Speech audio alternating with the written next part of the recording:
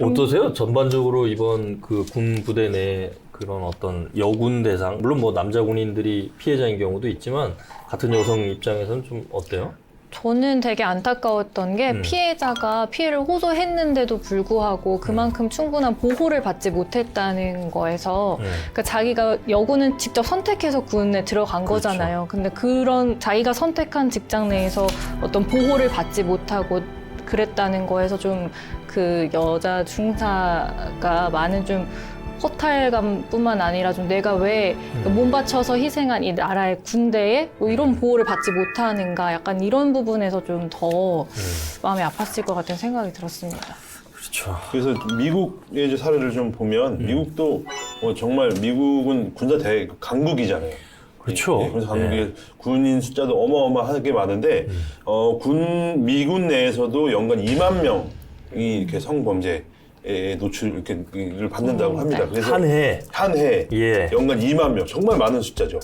예. 근데 여기 미군은 좀 저희랑 다른 게 그러니까 저희는 이제 그 징병제고, 그렇죠. 예, 미군은 이제 모병제이기 때문에 이건 좀 완전 다른. 그러니까 거기는 다 직업 군인들이고 우리는 이제 이 국방의 의무를 하는 병사들이 있는 건데 이거 좀 다르지만 미국의 이 성폭력 신고 제도를 좀 보면 제한적 신고와 비제한적 신고 이렇게 두 개로 나눈답니다.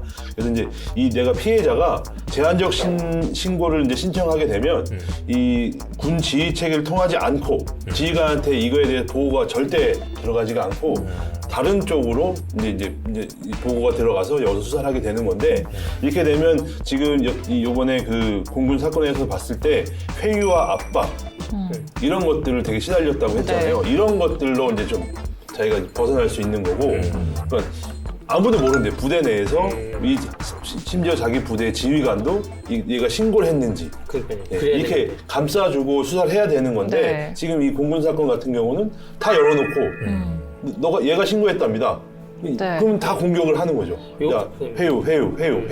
야, 네가 승진해야 되는데, 이거 해야 되는데, 해주면 안 되겠니? 이런 것 때문에 결국은 부대까지 옮겼음에도 불구하고 또 그 부대에 아는 사람을 통해서 또 이렇게 하고 하다 보니까 그런 게 너무 힘들었던 것 같습니다. 저희가 이런 뭐 구조적인 뭐 원인들에 대해서 좀 얘기를 해봤잖아요. 이런 네. 사건, 사고가 반복되는 이유에 대해서. 근데 저는 군대를 안 가봐서 모르겠지만 그렇다면 어떻게 좀 개선이 돼야 한다고 보시나요? 이런 방금 말씀하신 이런 게 지금 바로 군 부대에 적용이 될 수 있는 문화일까요?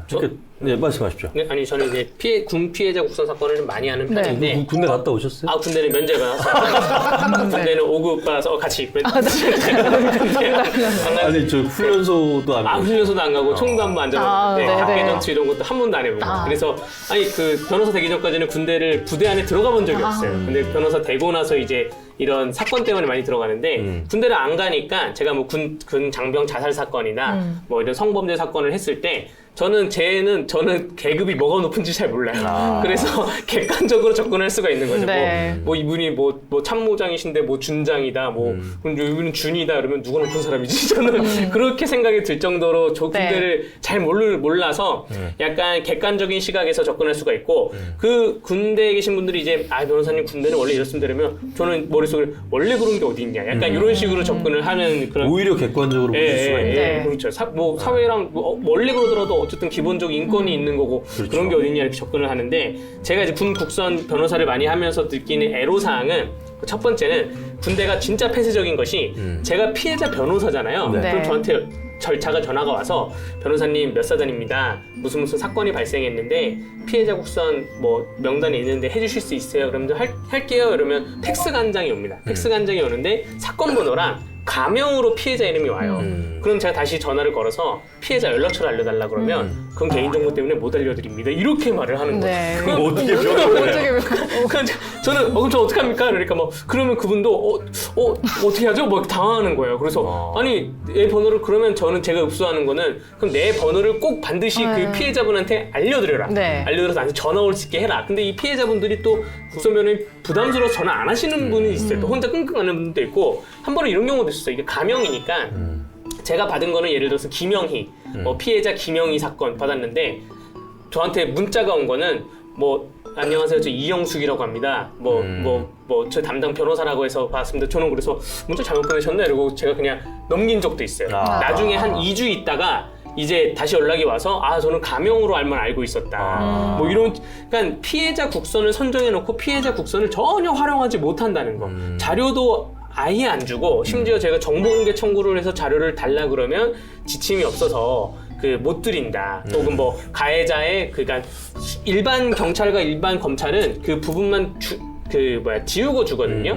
신상 정보를 지우고 주는데 뭐 진술한 내용조차 뭐 알아보고 물어보고 주겠다. 심지어 피해자가 진술한 건데 피해자 진술 조서를 우리가 진술한 거 우리가 요청하겠다 하는 건데 거기에 가해자 관련된 부분이 있기 때문에 그거를 못 드린다.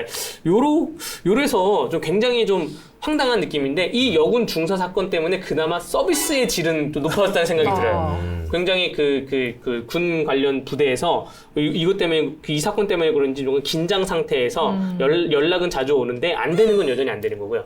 그래서 저는 이번 사건에 군국선 변호인이 고소를 당했잖아요. 유족들 측으로부터 일을 제대로 안 했다고, 뭐 자료도 없었고 전화 통화도 안 했다. 근데 저는 이게 약간 이해가 되는 것이 물론 그분의 태도가 좀 안 좋았다는 얘기는 들었는데 이해가 되는 것이 자료가 없어요.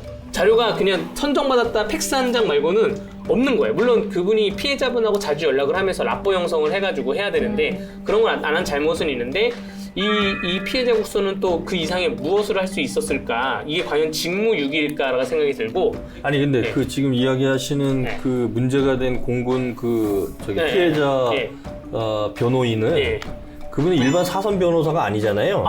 그분은 군인이잖아요. 그러니까 그것도 좀 희한한 게 왜 군부대 안에 있는 법무관을 피해자 변호인으로 선임했는지가 개인적으로 굉장히 좀 의문입니다. 보통 저같이 사선을 맡기던가 일반은 뭐 법률구조공단에 있는 피해자 전담 변호사한테 맡기던가 이렇게 하거든요.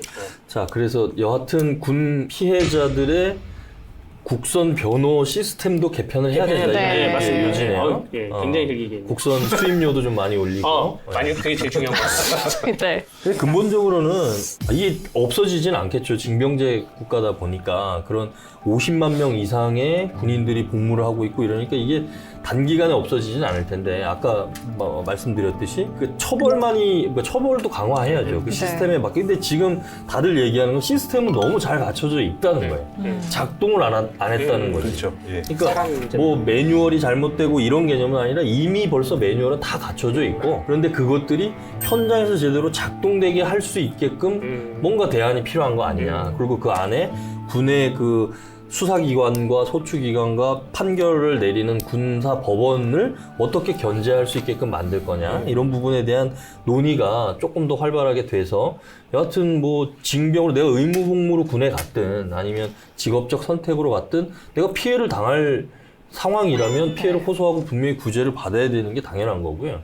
그런 면에서는 조금 더 군의 그런 어떤 특수성을 강조한 어떤 부분들 그것만이 능사는 아니다. 파악하고 적극적으로 나설 수 있는 분위기를 만들어주거나 이런 게 필요하지 않을까 싶어요. 네.